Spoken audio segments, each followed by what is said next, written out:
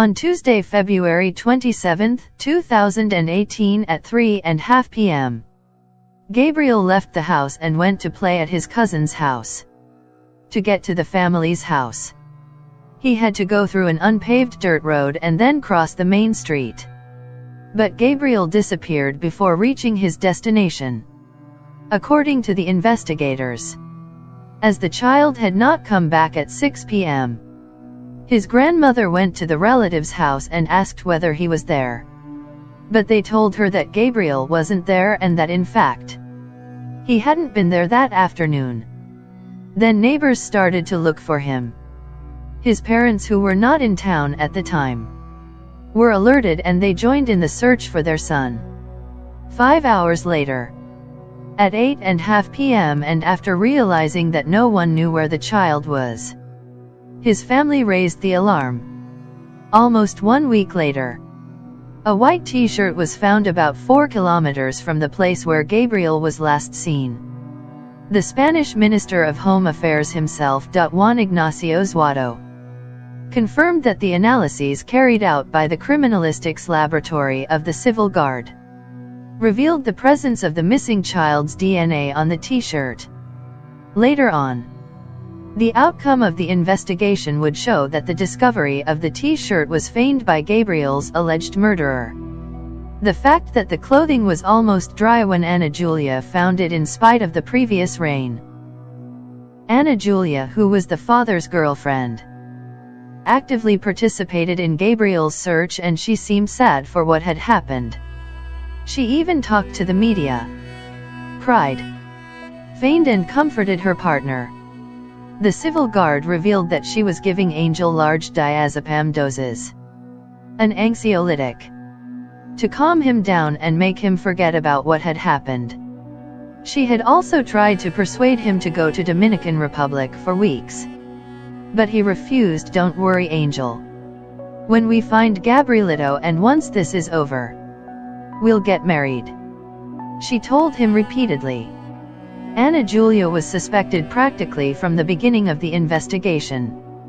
Even so, the agents always believed she had Gabriel alive and their goal was to get her to take them to the little boy. But Gabriel was killed the same day he disappeared, as the autopsy confirmed. On March 3, an essential event occurred that would later help to solve the case. Ana Julia staged the appearance of the t-shirt worn by the minor. She said she found it about 4 kilometers far from Las Hortisuelas. To do this, she had to go through a piece of land, arrive in Las Negras and enter a gully, something that was quite implausible for the researchers.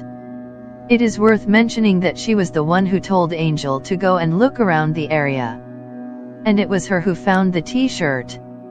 Angel was nearby but not in sight at the time of the alleged discovery. The family recognized it as Gabriel's shirt. Near the place where the child was found lived Ana Julia's former partner, and, in all likelihood, she thought that researchers would direct their inquests towards that person. But it proved to be unsuccessful. On the 11th, Ana Julia went to Rodalquiar house. While she was under close surveillance, the officers saw her pulling some planks, some stones out the garden, as well as a body that apparently belonged to a small person who fit Gabriel's profile. She put it in the trunk and left for Almeria. She passed through Almeria and arrived in Vicar. It was then that the research team decided to arrest her when she got out of the car, looking in the trunk and finding Gabriel's body wrapped in a blanket. Apparently, the body was in good condition and the child was half naked, wearing only underwear. Ana Julia Quezada, arrested as the alleged perpetrator of Gabriel's murder, was Angel's partner.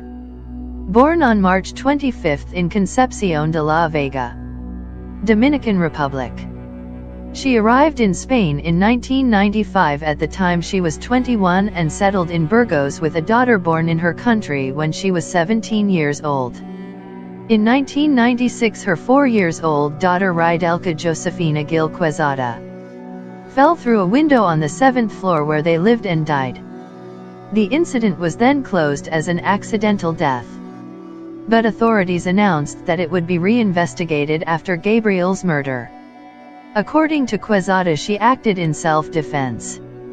The self-confessed killer claims the 8-year-old got angry with her and attacked her with a hatchet. She hit him with the blunt part of the tool, leaving him unconscious. In a state of panic, she then strangled him with her hands, stripping him of his clothes and burying the body.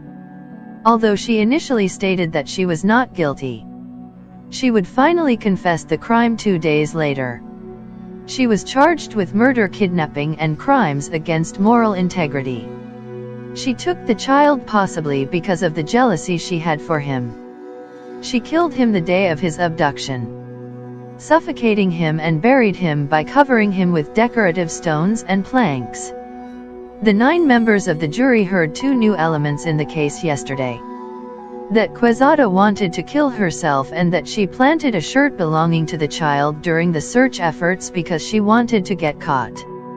I wanted them to apprehend me. I couldn't deal with it anymore. May God forgive me. Those were the final words of Ana Julia Quezada at her trial on Tuesday.